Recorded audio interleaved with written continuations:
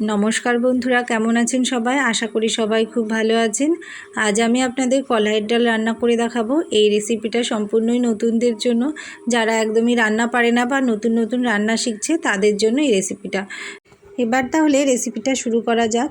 সবার প্রথমে একটি পাত্রের মধ্যে আমি পরিমাণ মতো কলাইয়ের ডাল নিয়ে নিচ্ছি। আর আপনারাও আপনাদের পরিমাণ অনুযায়ী ডাল নেবেন, যে যতটুকু রান্না করবেন। তারপর ডালটা নেওয়া হয়ে গেলে আমি পরিষ্কার জল দিয়ে খুব ভালো করে ডালটাকে ধুয়ে নেব। ডালের মধ্যে জলটা দেওয়া হয়ে গেলে তারপর খুব ভালো করে কষলিয়ে ধুয়ে নেব, যতক্ষণ না পরিষ্কার জল বেরোচ্ছে। তারপর যখন ডালটা খুব ভালোভাবে ধোয়া হয়ে যাবে তখন এটাকে আমি প্রেশার কুকারের মধ্যে সিটি দিয়ে সেদ্ধ করে নেব।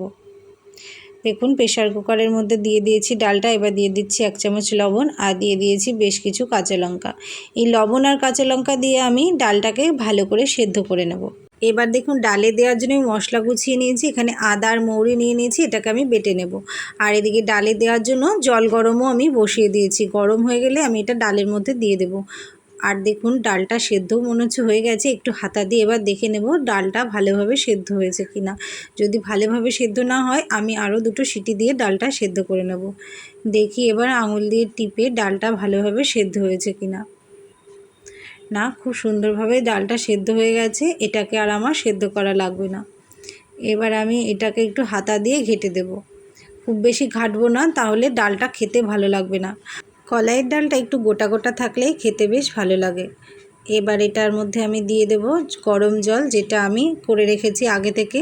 সেই জলটা দিয়ে ডালটাকে আমি ভালো করে ফুটিয়ে নেব। খুব একটা বেশি জল দেব না, তাহলে ডালটা পাতলা হয়ে যাবে আর খেতেও বেশ ভালো লাগবে না। এই কলাইয়ের ডাল একটু গাঢ় ঘনত্বের করলে খেতে বেশ ভালো লাগে। দেখুন, ডালের মধ্যে আমার পরিমাণ মতো জল দেওয়া হয়ে গেছে। এবার আমি দিয়ে দিচ্ছি স্বাদ মতো লবণ আর 1 চামচ হলুদ। লবণ হলুদটা দিয়ে আমি একটু ভালো করে নেড়ে দেবো, যাতে ডালের মধ্যে সমানভাবে মিশে যায় লবণ হলুদটা। এইভাবে হাতা দিয়ে ঘুরিয়ে ঘুরিয়ে আমি ডালটাকে নেড়ে দেব, যাতে তলায় না লেগে যায়। একটু ঘন ঘন নাড়তে হবে প্রথম দিকে, না হলে প্রেশার কুকারের তলায় ডালটা লেগে যাবে। দেখুন, খুব ভালোভাবে ফুটে গেছে। এবার আমি এটাকে নামিয়ে নেব। এদিকে ডালটা সেদ্ধ হতে হতে মশলাটা আমার রেডি করা হয়ে গেছে। এবার আমি গ্যাসের উপরে একটা কড়াই বসিয়ে দেব। কড়াইটা একটু গরম হয়ে গেলে আমি দিয়ে দেব সর্ষের তেল। তেলটা গরম হয়ে গেলে আমি কড়াইয়ের মধ্যে দিয়ে দেব 4-5টা শুকনো লঙ্কা। লঙ্কাগুলো আমি ছিঁড়ে দিয়েছি, তাহলে আর ফাটবে না তেলের মধ্যে। এবার দিয়ে দিচ্ছি 1 চামচ মতো গোটা জিরে। জিরেটা দেওয়া হয়ে গেলে আমি দিয়ে দেব তারপর 2টো তেজপাতা। এবার তেজপাতা, শুকনো লঙ্কা আর জিরে সব কিছু তেলের মধ্যে একটু ভালো করে ভেজে নেব।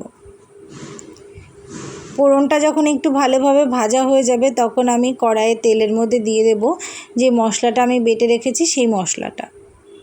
দেখুন, সম্পূর্ণ মশলাটা আমি তেলের মধ্যে দিয়ে দিলাম। এবার মশলাটাকে আমি একটু ভেজে নেব। আর কড়াইয়ের মধ্যে আমি এখন একটু দিয়ে দিচ্ছি সামান্য হলুদ। যেহেতু ডালে আমার একটু হলুদ কম আছে, তাই এখানে হলুদটা ইউজ করলাম।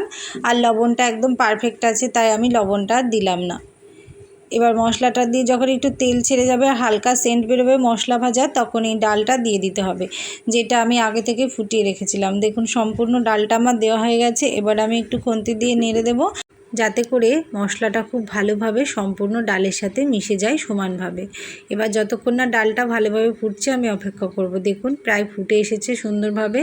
এবার এটাকে আরও 1-2 মিনিট ফুটিয়ে নিলে রেডি হয়ে যাবে আমার আজকের কলাইয়ের ডাল। কলাইয়ের ডালটা রেডি হয়ে গেছে। এবার আমি গ্যাসটা অফ করে দেবো আর এটাকে একটি পাত্রের মধ্যে নামিয়ে নেব। তাহলে বন্ধুরা, আজকের আমার এই কলাইয়ের ডাল বানানোর রেসিপিটা আপনাদের কেমন লাগলো কমেন্ট করে জানাতে ভুলবেন না। যদি ভালো লেগে থাকে তাহলে লাইক, কমেন্ট, শেয়ার করে পাশে থাকবেন। আর কেউ যদি এইভাবে ডাল রান্না করে না খেয়ে থাকেন, তবে অবশ্যই একবার রান্না করে খেয়ে দেখবেন, খেতে ভীষণই টেস্টি হয়। আশা করি সবার ভীষণ ভালো লাগবে। সবাই ভালো থাকুন, সুস্থ থাকুন। আবার আসবো নতুন একটা রেসিপির ভিডিও নিয়ে। ধন্যবাদ সবাই।